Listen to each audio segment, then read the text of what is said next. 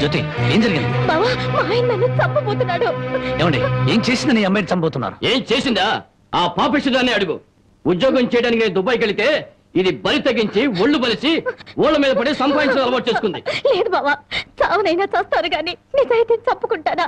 నిప్పులో బతికేదాన్ని నీటి తప్పుతానా? ఏంటే సీతమ్మ తల్లికి వారసులాగా మాట్లాడుతున్నావు? నీ నిజాయితీ ఏంటో ఈ ఊళ్ళో ప్రతి ఒక్కరి చేత చెప్పిస్తాను. చెప్పించండి అత్తయ్య. నిజంగా నేను చెడిపోయిన దాన్ని అయితే ఆయనే నన్ను చంపక్కర్లేదు.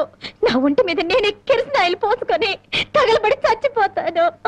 నువ్వు ఊరుకోమా, వీళ్ళ మాటలకేంటి? చూడరాం బాబు, ఏడాది నుండి దుబాయ్ నుంచి ఈయన డబ్బు పంపకపోయినా ఆ అమ్మాయి ఎంత నీతిగా బతికిందో ఆ ఊరి పెద్ద నాకు తెలుసు. ఏంటయ్యా దాని గురించి నువ్వు తెలుసుకున్న నీతి?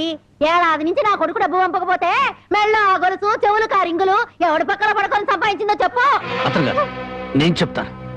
దుబాయ్లో ఉన్న నీ కొడుకు సంపాదన పెరిగేసరికి బాగా డబ్బున్న అమ్మాయితో రెండో పెళ్లి చేయాలన్న దుర్బుద్ధితో నీ కొడుక్కి లేనిపోని ఉత్తరాలు రాసి జ్యోతి మీద అనుమానాలు తెప్పించావు.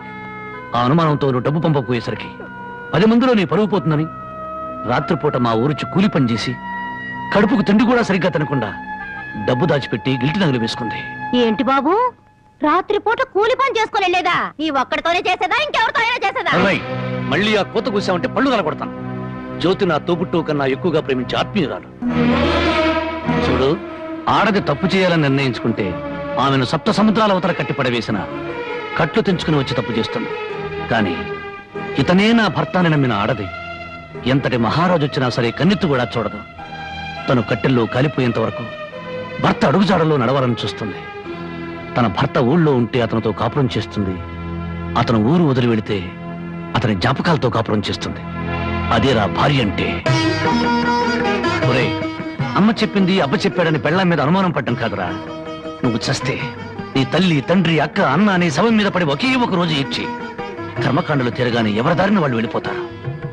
కానీ మొగుడు చనిపోయిన నిమిషం నుండి అన్ని సుఖాలను తన భర్త శవంతో పాటు పూడ్చిపెట్టి తను గట్టిగా మారే వరకు భర్తనే తలుచుకుంటూ ఉండే ఒకే ఒక జీవిరా భార్య అంటే. మగాళ్ళకి మనసు మారుతుంది గాని ఆడవాళ్ళకు కాదురా. భార్య గుడ్డుబోతురాలని చెప్పి ఎందరో మగాళ్ళు రెండో పెళ్లి చేసుకుంటున్నారు. కానీ ఈ భార్య అయినా మొగుడు బిడ్డను పుట్టించలేకపోయాడని చెప్పి రెండో పెళ్లి చేసుకోవడం ఎక్కడైనా విన్నావంటరా? అదేరా భార్య అంటే.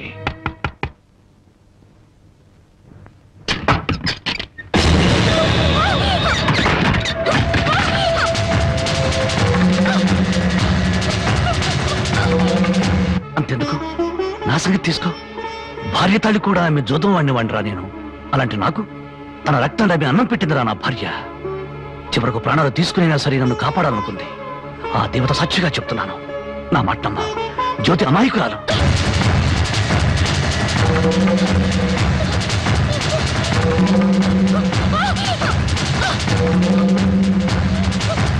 నన్ను క్షమించండి. లేనిపోని అనుమానాలతో జ్యోతిని అవమానించాను. మీరు అడ్డు రాకపోతే మూర్ఖంగా నా భార్యను పోగొట్టుకునేవాడిని. మీ మేలు ఈ జన్మలో మర్చిపోలేను.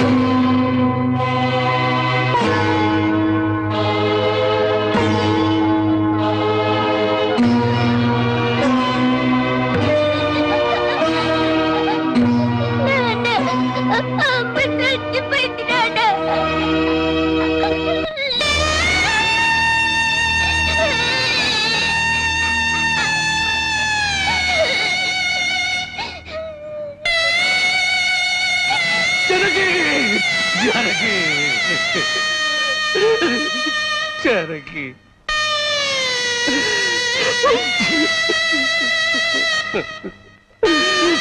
వాడిని జైలుకు పంపేవన్న నా మీద, వాడికి దక్కలేదని నీ కూతురు జనకి మీద కచ్చి కట్టి ఉంటాడు. అందుకే వెతుకుతున్నాను. నా అనుమానమే నిజమై వాడే నా తల్లిని చంపింది నాన్నని నా కూతురు వెలితో చూపించిన క్షణాన వాడు బ్రతకడు.